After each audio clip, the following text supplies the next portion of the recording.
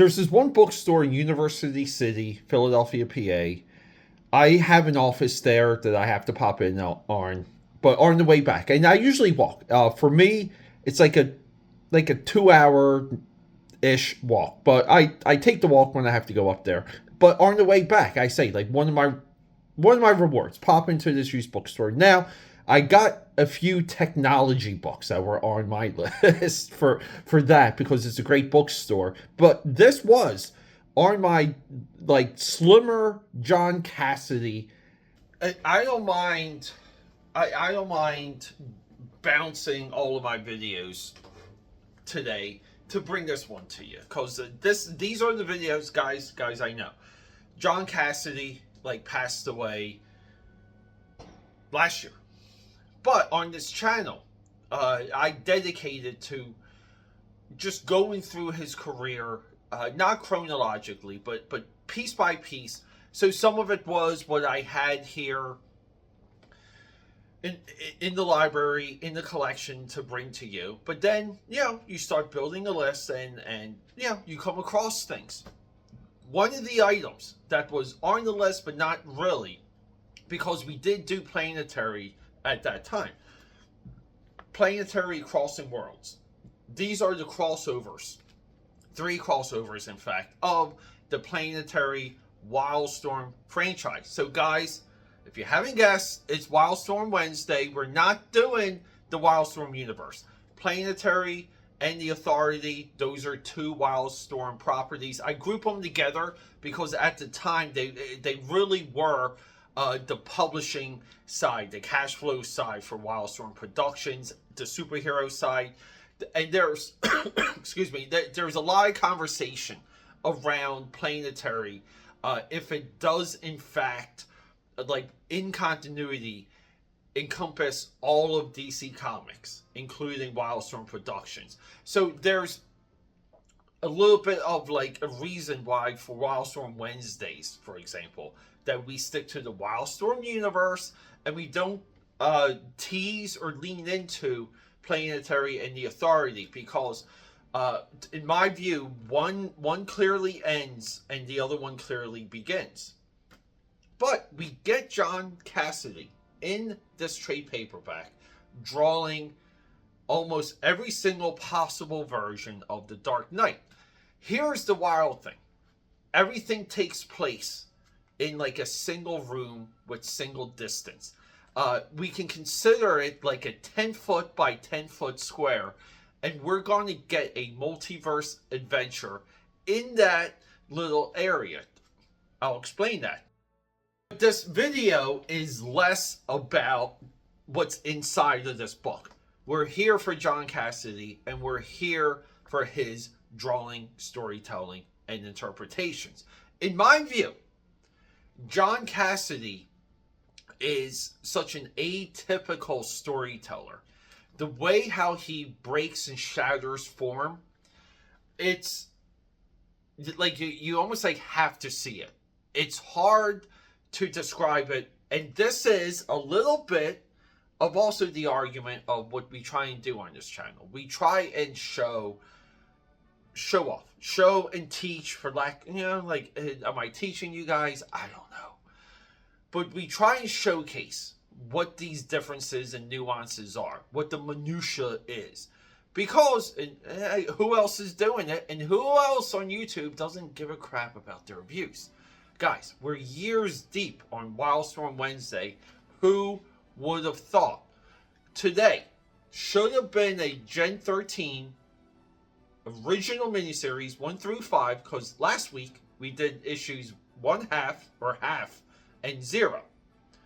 I'm bumping the Gen 13 run to bring you guys this because I just found this in the used bookstore. Got it for $10. Insanely excited. And here's the best part of this before we hit the drawing table.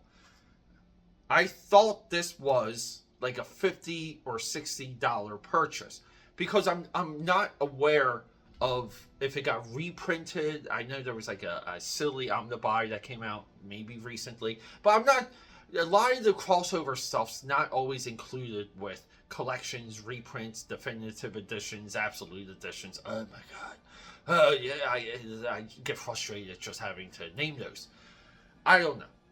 So I thought this was expensive. But guess what? This is pennies. Not pennies. Hundreds of pennies. I'll say that. Hundreds of pennies on Amazon. So guys, John Cassaday, Planetary.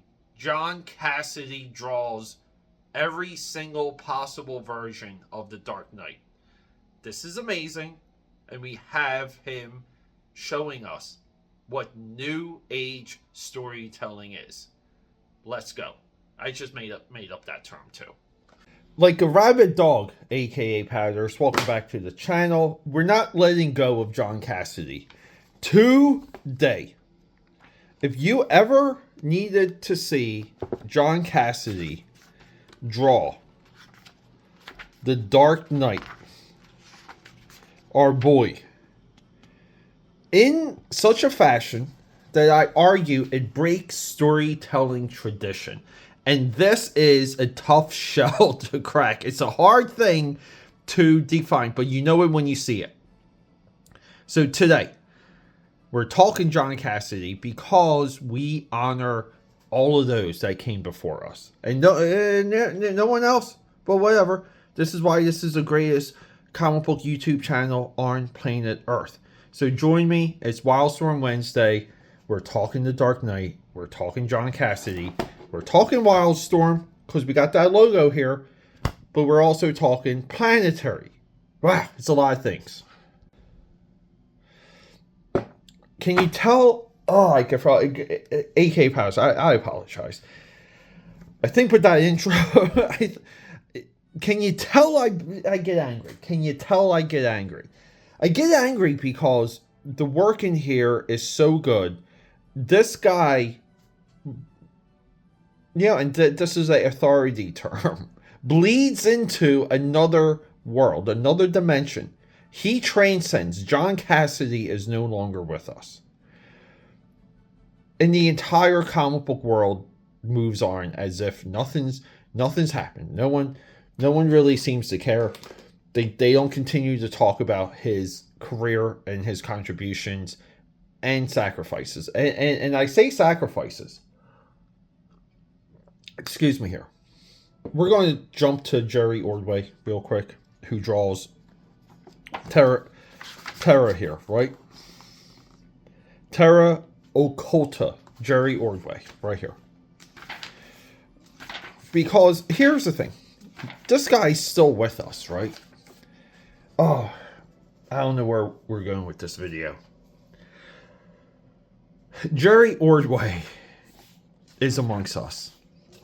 And everything is tragic in American comic books. When this guy isn't a multi-millionaire, where this guy isn't retired, where this guy doesn't own multiple cars, where this guy's children aren't his children's children, their college is paid for. Because the time it takes to get to this level, aka Padders, there's not many professions that don't not reward that. So when I say like someone like John Cassaday passes away in tragedy, he may have made money. He may have been even good with his money. He still passed away with not enough money. So here we go. Now, let me explain the story of this real quick for you guys. And I need to put my mug there. Okay. I don't have any loose leaf paper. Drawing every day, all day, nonstop. It doesn't give me loose leaf paper, but whatever. So in this story, like we have this like part of an alley, and we'll say like we have Batman here, okay, and then we have like Snow here, we have the Babe here, and then we have like the guy who's really like the issue. But he's like kind of like the plot, right? And we'll put like a little splash around him. So this guy is like slipping through these dimensions. So his mind is kind of like doing this, okay? These dimensions, okay, they're tethered to almost like this area of the square. So we have like different Batmen. And that's going to rotate. And Snow here, Elijah Snow, who is like the true multiverse superhero, by the way, guys. We got the Babe, who, you know, but like these three go untouched, and you have to go with it because we're reading a comic. We don't need any more explanation. Like we're done. So that's how they explain when I say that he draws like every possible version of the Dark Knight. This is how it happens, and it all comes from our plot device here. This guy, okay. And if you guys want to be convinced that this is the plot device, well, we'll make it yellow for you. Because we got Crayola markers all over the place. So we're still trying to slim these down. So anyway, that's how the story works. For that. And everything starts with some of this. It makes me really look at multiverse storytelling as silly, like gibberish. But we have a helicopter flying in. It's a red sky. At the time, the red sky is amazingly important, and it's a wonderful tag for Gotham City, because we got the red sky in Batman the Animated Series, Gotham Knights. That's the third iteration too, by the way. And I believe we also got a red sky for Gotham in Batman Beyond. It's a red sky, helicopter flying in, says Planetary, but look at this. And I know this is like a photo reference, but look at that splatter effect for the city. And then we have kind of like, you know, the center of the city is a Gotham Tower where the Joker is hanging out with Dick Grayson, and they're detectives. And we see how he tags the Joker. They don't call him the Joker, but cool, ha ha ha, very cool, ha, cool. And we have Dick Grayson here. So we already know we're in the divergent Gotham City. Elijah Snow is talking about Gotham City as if it's a cesspool of a cesspool. But guys, talking about Cassaday here, and the way how he draws Elijah Snow, and I meant to say Elijah Snow a couple seconds ago. He does this is one of the few guys too where I would like to see the originals, because like he does this dry brush,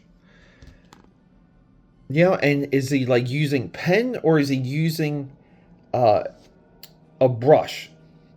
But John Cassaday too, like, you know, like we'll go back and forth with being good with deadlines and not being good with deadlines. Seems like he was good for 6 months out of the year, but he does like little things like this, like that little pop on the cheek, you know, and he makes Dick Grayson here like biting his lip.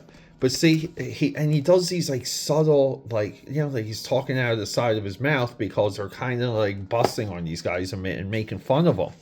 But it's there, and going into the flow of the storytelling, one of the things that Cassaday does is like he doesn't draw like full backgrounds. Like even here, see how much red is on the page? Now some of that could be designed for the colorist and printing, and you have that a little bit visualized.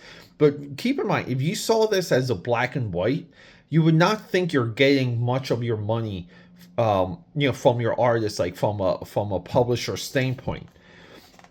But Cassaday opens up these panels, and even here when they're inside the Gotham police station, the way how Cassaday keeps his panels completely open, but then he rolls in like just some of these weird details here, like this. There's like a letter rack and a picture frame, and that letter rack kind of echoes, you know, just like evidence room rack, so to speak, you know, and like a crooked picture.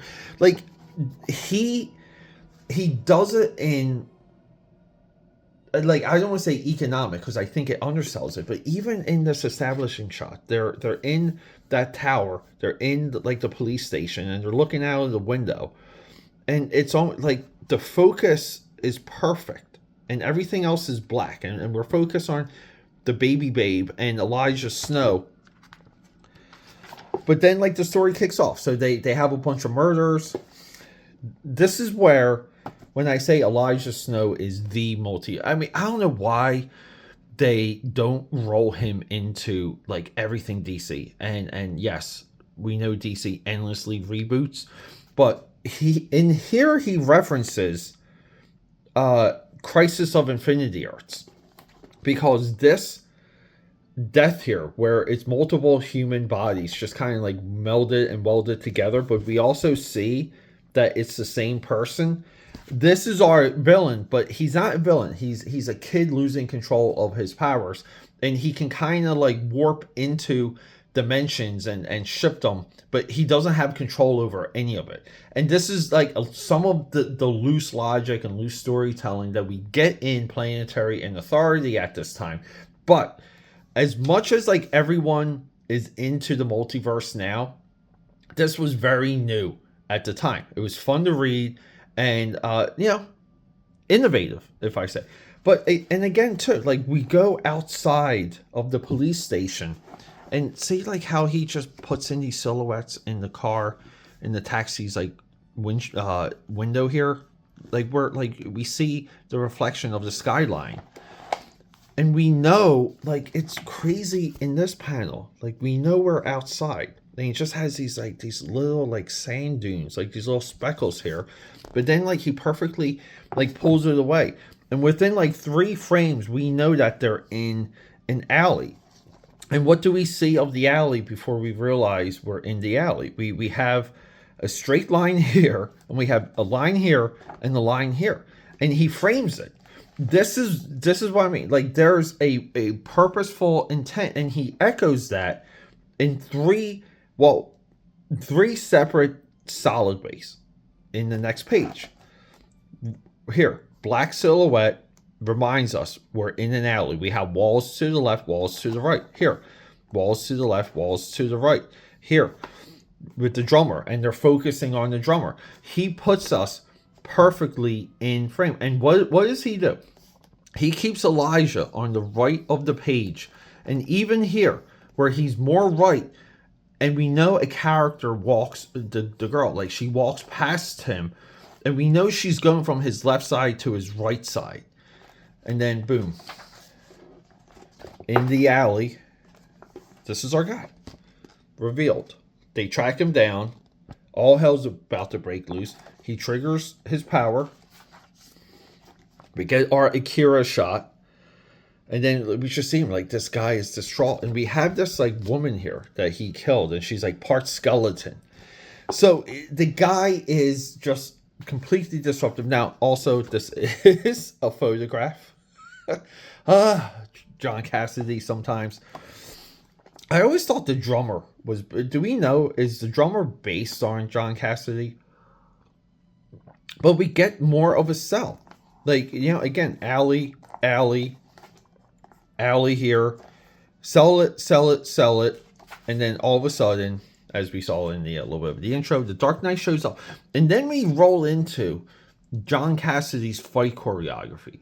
And we strip away word balloons, panels, captions, thought balloons, all of it. Because he's going to fight the girl. And she kind of, like, basically goes toe-to-toe with him. And we see, like, the victim here. Look at that. It's kind of cool stuff. But she rips these, like, steel pipes, like, off the wall. And she, like, just bends them into... And the Authority and Planetary kind of have a lot of the same characters. Where they're all... Like, she's almost like a Midnighter. Where they're always cool. They always know how to fight. They're super strong. They make great decisions. And they're just hard people to beat. But there's, again, like, there's a psychology to it. But we get this version of Batman. And it's kind of fun from this point on, keeping track of these, like, different versions. So you see him, he pulls out these giant bat swords. the story speeds up and slows down, and we get very little dialogue, and we know everything that's happening. This guy's losing control. They're struggling to figure out what the mechanics, like what the rules of his powers are. And this girl goes head to head with the Dark Knight. And we do things like, again, like the stretchy silhouette, the shadow that hits the wall. And he keeps her on the left, right? And he switches Batman, but even here, because she's jumping, we know she's on the other side of him. It's very calculated. He keeps her on the left, keeps Batman on the right, gives her a nice splash page, and they go toe to toe. And then the power hits. So by this time in the story, we've had very little, like, real explanation, but we know that the glowing bubble is the activation. So he turns into Adam West. What does he do? He puts her on the right, Adam West on the left, but then left, right. He sprays her with the bat mace. But then, like, it shifts again. And even through page by page, he's like keeping the Dark Knight on the right side of the page. So even as we're flipping through it, we know everything that's happening. So now the reason to read it is just so if we want some of the, like, the inside jokes and the inside puns and the attitudes of the character. Again, too, even here, the Dark Knight is still on the right. Elijah Snow. I might have said Elijah Wood earlier. I apologize. Elijah Snow still on the left. I mean, get some of, like, again, like, he's so good with these shadows. Look, he draws the Dark Knight tank.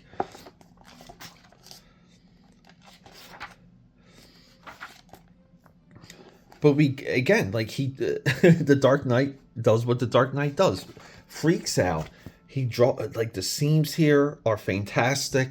This pose here. So they get hit with the Joker killing Batarang, which is amazing too, because right, Elijah Snow's wearing white, so was the Joker. Joker was all white in Dark Knight Returns. But the foreshortening of this leg, kind of going into the distance as she's like flipping over the Batarangs, like, really good stuff. And again, guys, like, keep in mind, we're like the backgrounds, like, there's almost like no backgrounds, but we know where they're at, and that's a little bit of that nuance I was talking about. But anyway, so this Batman, he's got more gadgets, they explode, power hits, and then he's like pretty much into the Neil Adams Batman. So we go into Neil Adams or Jose Garcia Lopez, depends where you want to go with that. And we get the most, like, true to form Dark Knight, which I absolutely love. And we get this, like, confession where it's this version of Batman. And then, see, now we have Batman on the left side. And the reason why he's on the left side is because they're not fighting anymore. We have a resolution coming. And we go through this speech where, like, his parents died. This is very Zack Snyder's Batman vs. Superman. Very cool, by the way. Like, well done storytelling. But we get this, like, they come to a head moment. Power gets triggered. And now we get the Bob Kane with the purple gloves Batman. And then we get this again, like, revelation. I was killed by my parents. Oh, my parents are dead too. And then I don't know what version this is, guys. I might need some help on this. I don't know. But again, like, we're going through these different versions of Batman, and what happens is we slowly get, like, empathy for the villain and this guy. And it's essentially, and Mark Millar did something very similar in Ultimate X-Men around this time, where Wolverine kills the kid that destroyed his hometown, the kid with the gas, is that there's a little bit of an understanding that he needs to be brought to justice. Batman slowly realizes he doesn't have the means to bring this type of, like, power murderer, like, to justice. So he develops a trust within the Planetary to let them take this guy away. And that's essentially like what happens.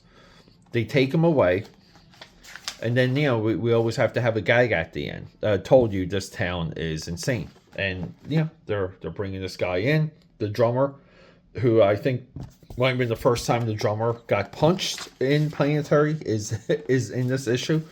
But again, too, like we do these things where, again, like even with like the flashback, like there's no background, but the one that means anything, like the one version of Batman that like almost like introduces the solution to the story, gets the cityscape. So, and we know where, like, the way how this communicates to us is like we know the story has turned the page. Like we're now in this direction because we're out of the alley, right? So like the alley closes things off, and then through some of the color design, it does get brighter. It gets more understanding. It gets more empathetic. I don't know, AKAPAD. I just think like, and like the way how he bevels and bolds his objects. I always like the Cassaday, like flowing hair, very Jay Lee. But like again, like the seams, and he really is like the cross of Alex Ross. Like like if we wanted Alex Ross to have more of a comic book style and be consistent and be more of a storyteller, like he would be John Cassaday. I think that observation is true. So yeah, just appreciating more John Cassaday for Wildstorm Wednesday. Next up, I'm going to try and do Union Jack, the Marvel miniseries, soon. But I do want to get to his Captain America run. So, and then from there, I'll just have to reevaluate where we are.